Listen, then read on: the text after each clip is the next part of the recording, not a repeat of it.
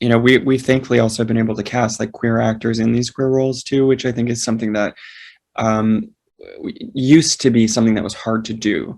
You ready to play chicken? What in the gay hell? You know what that's called? Healing. I want to feel alive again. Are you gay? So, hi, Steven. Thank you so much for having me. Yes, thanks for Oh, thank you. And first of all, congratulations on Queer as Folk. It's absolutely amazing. I didn't watch the original show because I was like 3 years old now. But I watched the reboot and it's absolutely incredible. I cried throughout the 3 first episodes and all of them. And so I read somewhere that you have a long history with the show, right? I do. And I wanted to know, what is that history and how did you feel being responsible for the new version? So I used to watch the show in my basement. I grew up in a small town where I did not have a queer community, and so I would watch the show late at night, and it was really my first exposure to any sort of queer community, to queer love and sex, and it was my sexual awakening in a lot of ways. It held a very special place in my heart. But I wanted to reimagine the show now to like reflect what queerness means now, what the word queer itself even means in 2022, and to reimagine it with an ensemble that reflects my queer community, who are a lot of people who never really get represented on screen very often, and when they do, not usually in a way that it is like honest or authentic or flawed in a human kind of way. So it was really important for us to do that with the retelling of the story. I get absolutely everything that you're saying, because when I was growing up, I hadn't come out. I came out when I was 19. It was about 6 years ago. Okay. And I saw absolutely no representation, especially here in Brazil. It's been a long process. And I think Queer as Folk is really important because of that. And besides the LGBTQIA plus representation, we have Latinx and Black representation. And what do you think that the legacy of the reboot will be in a few years? Because I can see a lot of shows drinking from the reboot. Yeah, I mean, I think that we thankfully also been able to cast like queer actors in these queer roles too, which I think is something that used to be something that was hard to do back in the past, because there were not a lot of queer actors who were out. But I'm really proud of the ensemble that we have, like the stories that we're telling, because I think the impact that I hope more people learn from this, that you can tell authentic queer stories, and that those characters can be flawed and messy and problematic, just the way that we let straight characters on television be all the time. Like, look at Don Draper, Tony Soprano. Like, Tony's like killing people, and then like, and we're like, oh, but he's so lovable. He'll just go to Dr. Melfi. He's fine, and like. We don't get to see queer people sort of like make those flawed decisions and still love them.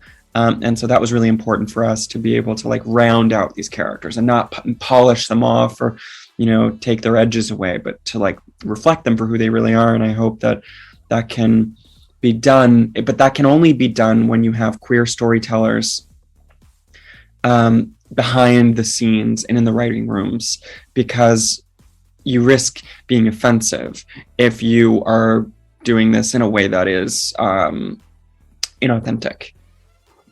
which is what's happened in Hollywood. Yes. Yes. And did you bring any personal experiences to the show? I know it's based on the series from the 2000s, but it's a whole new cosmos. if I can say that. Yeah. Did you bring any personal experiences? Definitely all of our writers' room, to be honest, like Jacqueline Moore and Ryan O'Connell.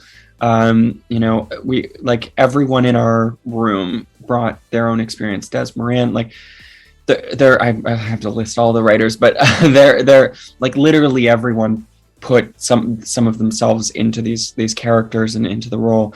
So it was a very moving experience to be able to share that kind of space with them. For me, I like the central relationship of Mingus and Judy. His mom is really inspired by my relationship with my mom.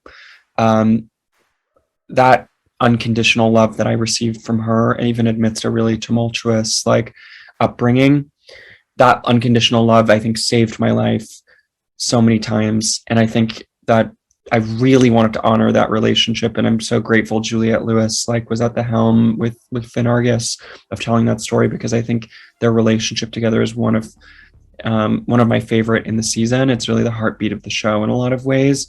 And I hope it can inspire other queer parents to just love their kids unconditionally for who they are. And I think that this is a theme that ongoing theme about LGBTQIA plus representation is about the relationship with the parents. Mm-hmm. And Queer as Folk reminded me a lot of Pose, which is another fantastic series. Did you gather references from previous queer shows? Was I referencing any, or do you mean like I like other queer shows? Is it? Yes, the second one. yeah. Pose. Likewise, Pose is a show that I absolutely love. I think it did such wonders for the trans community, and just like celebrated the stories that, you know, amidst, you know, so much pain of that time period, the HIV crisis, but it has like, it's filled with so much emotion, so much honesty, and like, you know, it's a beautiful balance, a delicate balance of those things. And so, yeah, I wanted to, I love that show. I love, you know, BPM was one of my favorite movies from recently, that really depicted, that was also in the HIV crisis in Paris in the 90s. It's just like such a resilient, like empowered show about such a strained time. But it's filled with so much, like, it's so hot and sexy and empowering and joyful. And I think that those are the shows that I love the most, you know, where you can feel emotions and you can and also find joy in the same breath. I suppose the Queer as Folk reboot became one of my favorite shows, like instantly. And it's funny because I always tell my husband that I cry every single time that I watch a series like that, because people are suffering or people are very happy, and it makes me and a lot of my queer friends really emotional. Mm-hmm. And the series is it happens in New Orleans, right? What made you choose that city? Because it's very vibrant and very colorful. Yeah, New Orleans is a place that holds a really special place in my heart. It's my favorite city in America, and it just has such a vibrant punk, resilient queer community. You know, the community itself is like constantly rebuilding, and that is that is what our show is about the rebuilding of a community. And nowhere does a rebuild like New Orleans. It is like it has survived so much, the city, from hurricanes and flooding, but yet it is still the most joyful and resilient, you know, celebratory city I've ever visited. There are parades constantly, despite the fact that they're you know, they face so much, and that energy and that tone was something I really wanted to like be a driving force behind our show. Yeah, and also I was very close with Chi-Chi Devane, who is from Louisiana, and you know, we would go to New Orleans a lot together. And that had a big impact on my reason to set the show there. I wrote one of the roles for her, actually. And of course, as you probably know, she passed away somewhat recently. And, thankfully, Armand Fields came in to play the role of Bussy, and really just like beautifully like honored Chi-Chi while creating this new character. And I'm super proud of Armand and the work that they've done on the show. Yeah, I saw I think it's the third episode that's dedicated to Chi-Chi DeVayne. Yeah. Was one of my favorite drag queens ever. Oh, me too. My favorite ever. And what was the funniest scene to create or to roll for the show? And the most emotional? Because for me, the most emotional is absolutely the shooting in the first episode. It was very impactful. The funniest scene was definitely the dinner scene in episode 7 when Meg Stalter comes in with Lucas Gage and Calvin Seabrooks and Ollie. It was just like pure, Meg is just a comedic genius and just pure chaos, and just came into the scene improvising constantly, like within every line. It was just like a new Meg Stalter iconic line, and it was so funny. That filled me with so much joy. The most emotional scene, the pilot was very emotional, but actually like Mingus's third performance in the one in the finale when they performed Sacrilege, the IAS song, at the teardown party of Babylon as they're getting ready to rebuild Babylon.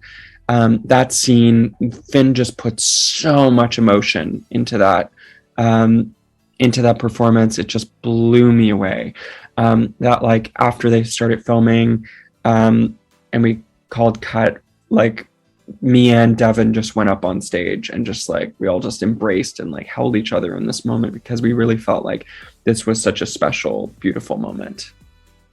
And Finn put so much heart into that. Yeah, absolutely. And unfortunately, that's all the time that we have. And it was a joy talking to you. Yes. And one last thing, I absolutely loved when you put Babylon from Lady Gaga. I was like, so funny. Okay, so thank you very much for everything. Yep. And again, congratulations on the show, because it's fantastic. Thank you so much. I really appreciate it. Bye-bye. Bye.